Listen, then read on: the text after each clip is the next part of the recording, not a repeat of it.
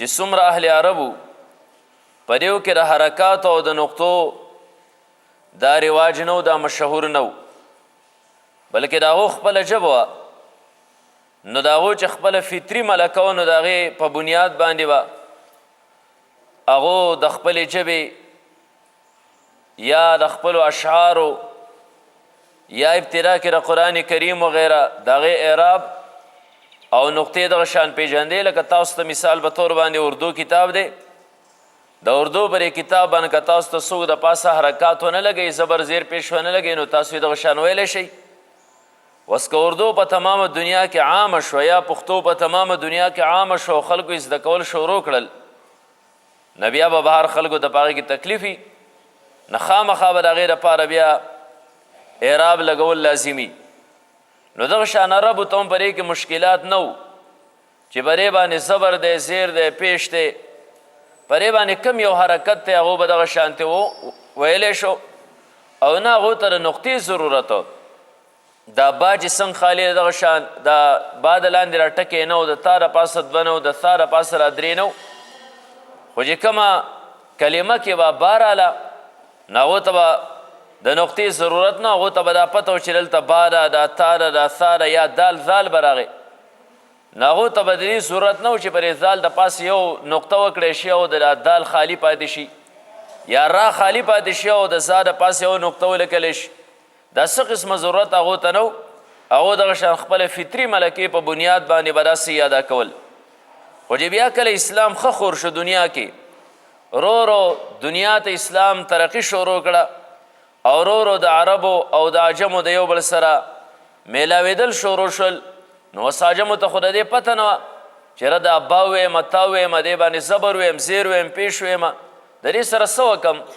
نو بیا خامخا په تلاوت کې چې نو خطا واقع کېدل شروع شول، چاته به د دې پته نه وه. بعض یو منصوب پکارو ده به مرفوع وي، مرفوع پکارو ده به مجرور وي، هېڅ پته نه لګېده. نو علماء کرامو بیا ضرورت محسوس کو د قرآن کریم د پاره حرکات او د نقطو علامات چې دی نو دا وضع کړل. نو د هغې تفصیل به موږ اختصارا داسې بیان کو چې اول د حرکاتو چې کم رواج دی دا څنګه د ټولو نه اول ایجاد شو، دا علامات څنګه مقرر شول، دا زبر دی، زیر دی، پیش دی، شدونه دی، مدونه وغیره دی، د دې دپاره دا ابتدا د کم وخت نه وشوه. نو عبدالملک ابن مروان زمانه وه او په دغه دور کې زیاد ابن سمیه دا د بصرې والی و. د رورو خلکو ته کتل چېرې دا خلک رورو په قرآن کریم په تلاوت کې خطاګانې کوي، مرفوع به کار دی، مجرور وی، لکه مخکې به انشاءالله راشي، نه دی یو ضرورت د محسوس کو او لاړ دی ابوالاسود ته. ابوالاسود دا د حضرت علی رضی الله تعالی عنه شاګرد و، د ده خواله ورغی، د ده نه یې مطالبه وکړه چې ته حضرت علی رضی الله تعالی عنه شاګرد دی او په دې باندې ښه پوهی، نو ته داسې کار وکړه چې د دې تلاوت دپاره او د عربۍ د زبان دپاره د ژبې دپاره د دې د اصلاح دپاره یو څو علامات وضع ځکه خلک په دې کې په کثرت سره خطا کوي او رو رو خبره خورېږي، د دنیا اطرافو ته رو رو خورېږي. نو د دې خطا نه د بچ کېدو دپاره ته یو څو علامات وضع چې خلکو تر هغې علاماتو نه بیا پته لګي چې دا مرفوع ویل غواړي، منصوب ویل غواړي، مجرور ویل غواړي، دا ځای چې کوم دی نو ساکن دی وغیره، دا ټول علامات د دې دپاره وضع کړه. نو هغه د دې درخواست نه انکار وکړه او قبول یې نه کړه. نو زیاد چې کوم دی نو دا یو تدبیر اختیار کړه چې یاره دی زه مجبوره کړمه دې ته، دا ابوالاسود دې ته مجبوره کړم چې دی دا کار وکړي. د هغې دپاره یې تدبیر دا اختیار کړه، سوچ یې کوو چې یاره سجل وکړم. د ده یو ملازم او هغه ملازم ته وی چې یاره دې سړي خو انکار وکړه، دی زما خبره نه مني او زه خو د دې خبرې ضرورت محسوسوم ځکه قرآن کریم کې خلک خطاګانې کوي. لاړ شه او د دې ابوالاسود په دروازه باندې ودرېږه او د قرآن کریم تلاوت کوه، خو تلاوت چې کوې نو قصدن عمدن خطا په دې تلاوت کې کوه، ځکه هغه خطا قصدن عمدن دا خو یو اصلاح دپاره وه. نو دی لاړ او سورې برات شروع کړه او دا وی چې ان الله بریء من المشرکین ورسوله په ځای ورسوله وي، د لام هم کسره وي او د حی هم چې دی نو را کسره وي. اوس معنه خو ډېره زیاته بګړاو شوه چې الله تعالی د مشرکینو نه هم بری دی او د خپل رسول نه هم بری دی. اوس دا خو ټوله چې کوم دی نو معنی بګړاو شه او د دې نه مخکې خو معنی دا و چې ان الله بریء من المشرکین، الله د مشرکین نه بری دی، ورسول او دغه رسول هم د مشرکین نه بری دی. او دلته چې ورسول یې وي نو د دې معنی دا شو چې الله د مشرکین او د خپل رسول دواړو نه بری دی. نو ابوالاسود وی چې یاره الله د خپل رسول د براعت نه چې کوم دی نو بیزاره دی. او ورو ورو سیده راغی زیاد ابن سمیه خواله راغی چې یاره تا چې کومه خبره کړې وه واقعي دغه خبره اوس زما ذهن ته پرېوته. خلک واقعي د خطاګانې کوي او داسې خطاګانې کوي چې هغه ناقابل برداشت دي، معنی بالکل الټه کېږي. او یو سړي چې دی نو زما په دروازه کې راسي تلاوت وکړه نو بس دغه تلاوت ستا خواله چې دی نو دا راوستم. نو داسې کار کول غواړم چې قرآن کریم باندې اعراب ولګوم چې خلک د خطا نه چې دی نو دا محفوظ شي. او دغه شانت یو څو علامې دا چې دی نو مقرر کما چې خلک د خطا نه محفوظ شي. خو ته یو کار وکړه مال یو کاتب راکه چې زه ویم او هغه کاتب چې دی نو دا لیکل کوي. نو ده ورله چې دی نو 30 کاتبان ورکړل، 30 کسان ورکړل وی دا لیکل کولی شي. نو ده په هغه 30 کې د یو انتخاب وکړه کوم چې قابل او په دې فن کې ډېر زیات ماهر او د لیکلو د هغه انتخاب وکړه او ځان سره کینو. او ده ته یې دا وی چې ته به د قرآن کریم یو نسخه راولې، زه به تلاوت کوم او ته به د قرآن کریم هغه نسخه هغه کولاو کې او ګورې به او د ځان سره سیاهي راوله او د هغې نه علاوه مختلف رنګونه راوله. نو چې کوم ځای کې زه تلاوت کوم او کوم ځای باندې زبر ویما فتحه ویما نو هلته کې به ته د دغې حرف د پاسه چیرې یو نقطه لګې بعد لاندې چې کومه نقطه یې که نه دغه شان یو نقطه به د پاسه لګې دا د زبر علاماتو. او کوم ځای کې چې زه کسره ویمه زیر ویمه نو هلته به د حرف د لاندې نه ته یو نقطه چې دی نو دا ولګې. او کوم ځای کې چې زه پیش ویمه نو د حرف مخې ته یا داسې نقطه ولګوه ټکې او یا یې په دې منځ کې چې دی نو دا ولګوه. نو دا د زبر زیر پیش علامې شو چې کوم ځای به زبر و مرفوع به نو هلته کې به د پاسه یوه نقطه، کوم ځای به زیر و لاندې یوه نقطه، کوم ځای به پیش و یا به یې په دې منځ کې یوه نقطه راسې ولګوله او یا به یې ته مخې ته ولګوله. دغه شان د تنوین علامه سوا، تنوین او د غنې دپاره به دوه نقطې لګولې، غبرګې دوه نقطې چې را دلته کې غنه ده یا تنوین دی. او دغه شان وی که د تنوین نه پس د حروف حلقې نه یو حرف راشي نو بیا به دواړه نقطې دا میلاوي کې یعنې داسې به یې ولګې یو دلته یو دلته د پاسه یو بل داسې لکه عذاب علیم دی. نو دلته کې با باندې تنوین دی او د هغې نه وروسته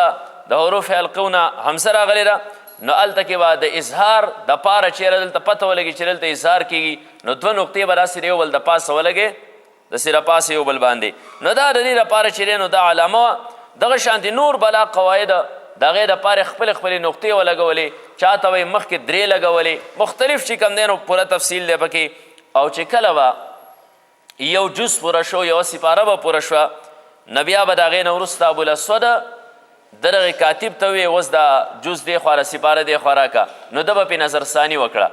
نظرثاني به یې په وکړه چېرې د صحیح لګولي دي او که صحیح نه دي لګولي. په دې طریقې سره یو جز به مکمل کېده ده به پې نظرثاني کوله، بیا به بل جز بله سپاره مکمل شو ده به پې بیا نظرثاني وکړه. نو دا ټول قرآن کریم چې دی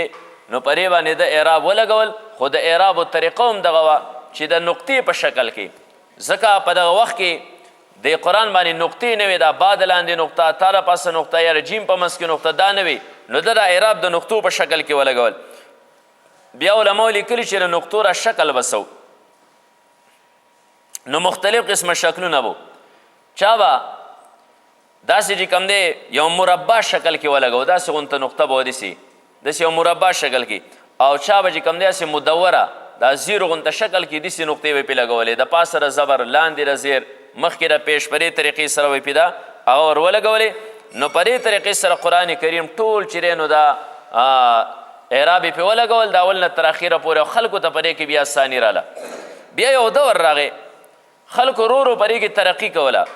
داسې اشارات په ځان ته لیکل چې راته پته وه چې یاره دا زه څنګه ویمه. بیا امام خلیل چې دا مشهور نحوي دی، خلیل ابن احمد، دا په 170 هجرۍ کې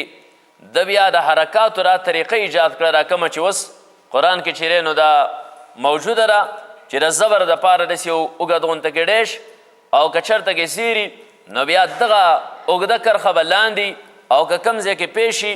نو بیا به د حرف د پاسه وړوکې غونته کې واو ولیکلی شي ځکه پیش کې هم خوله راګول شي او واو کې هم او دا طریقې چې دی نو دا اوس چې کومې رایج دي په قرآن کریم باندې نو دا طریقې بیا امام خلیل رحمت الله علیه چې دی نو هغه بیا دا ایجاد کړی او تر ننې ورځې پورې هم هغه طریقه چې دی نو دا چلیږي.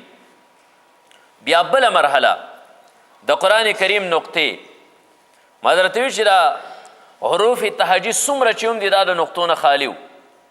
را چې څنګه ده دغه شان به زه هم وه، څنګه چې دال دی دغه شان به زال هم و، څنګه چې سین دی دغه شان شین هم و. دا نقطې پرې شین باندې در پاسه درې ټکي چې یا نقطې دا پې نه وې ټول یو شانتي و. عربو ته خو پته لګېده چې دلته کې دا څه شی دی سین دی شین دی را ده زا ده جیم دی ح ده خا ده هغو ته خو ضرورت ونه. بیا خو عجمو ته چې قرآن کریم منتقل شه بیا خو ضرورت محسوس شه او ښه ضرورت محسوس شه. اوس دغه په کم دور کې راولګېدې نو د 40 هجرۍ نه څه موده وروسته 40 هجرۍ نه هم ډېر وروسته خلکو به دا مصاحف عثمانیه چې کوم دی حضرت عثمان رضی الله تعالی چې کوم مصاحف لیکلي وو د هغې تلاوت پې کوو او تلاوت پې صحیح کوو ضرورت خو ونه د دې نقطو خو چې رو رو وروسته بیا د قرآن کریم تلاوت رو رو عجمو شروع که نو بیا غلطیانې په کثرت سره په دې کې بیا واقع کېږي خصوصا اهل عراق والا غلطیانې شروع شوې قرآن کریم کې چا به با ته تا وي چا به تا ته ثا وي جیم او حا کې فرق نشو کولی رازا کې سین شین کې یو په ځای وی بل وي د بل په ځای وی بل وي ځکه علامې خو وي نه چې دې ته څه ویم او دغه خو دواړه یو شی و. نو حجاج ابن یوسف ثقفي د 95 هجرۍ کې وفات دی. د چې دی د عبدالملک ابن مروان په زمانه کې د قرآن کریم چې کم کاتبین و لیکونکي د قرآن کریمونو د هغو نه یې مطالبه وکړه ویره مخکې د اعرابو دپاره چې کم شکلونه وضع شوي دي هغې کې پوره خلکو محنت وکړه او خلکو چې دی نو قرآن کریم صحیح ادا کول شروع کړل. اوس دا یو بله مسله پاتې ده چې پرې حروفو باندې داسې علامې وضع شي چې خلکو ته را پته لګي چې دا سین دی شین دی را ده زاره دال دی زال دی څه شی دی صاد او ضاد د دې دواړو یا د نورو چې کوم دی نه راسې پته ولګي دا کوم چې همشکله حروف دي د دې همشکله حروفو د یو بل نه د جدا کېدو دپاره داسې څه طریقه وضع کول پکار دي. نو حجاج ابن یوسف دا د ابوالاسود کوم چې په قرآن کریم باندې اعراب لګولی د دې دوه شاګردانو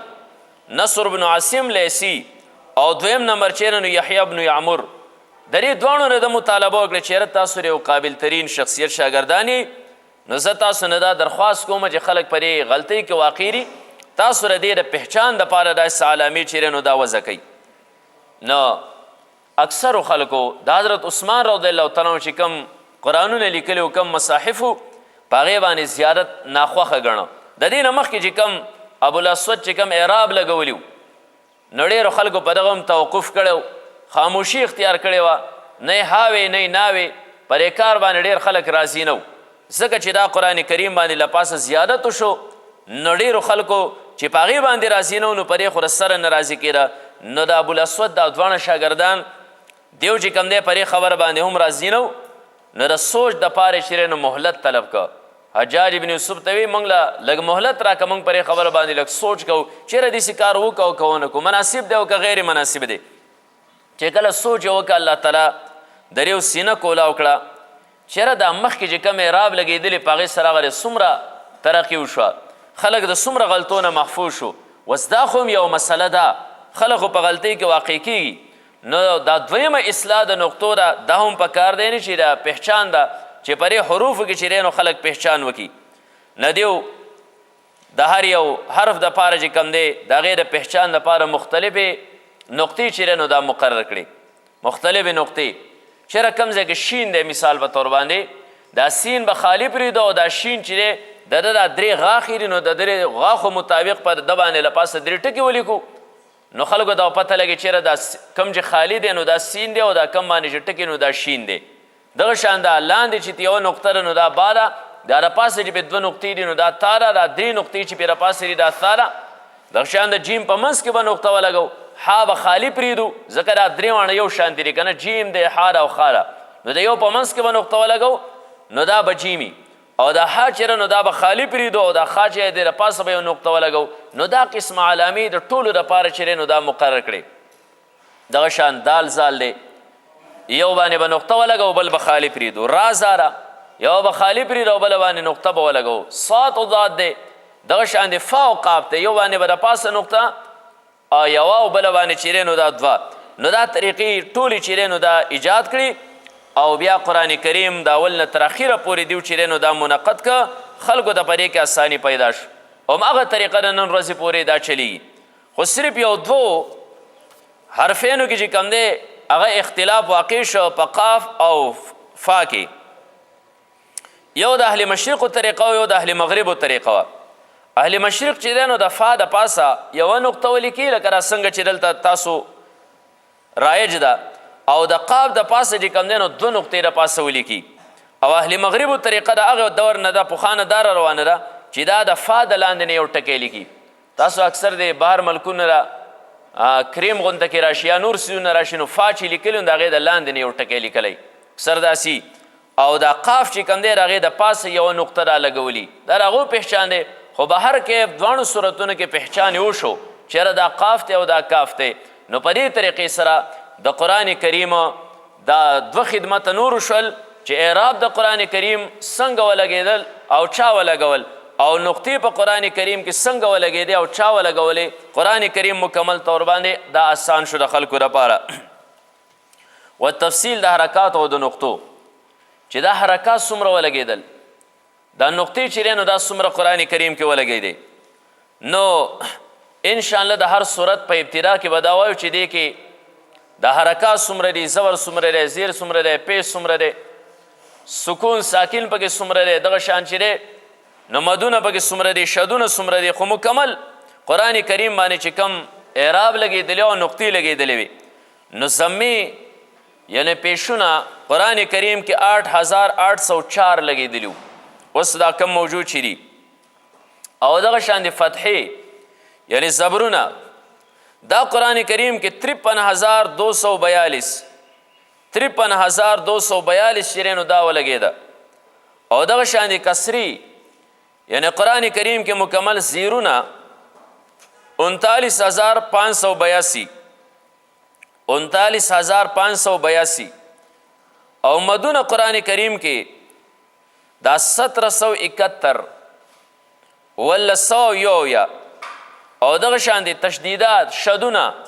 قرآن کریم کې 1252 ولګېدل. او دا نقطې چې دی قرآن کریم کې دا اول نه تر اخیره پورې نقطې 1,34,550 1,34,550 دا مکمل د قرآن کریم نقطې پرې کې ولګېدې. نو دا ذکر شو د قرآن کریم د اعرابو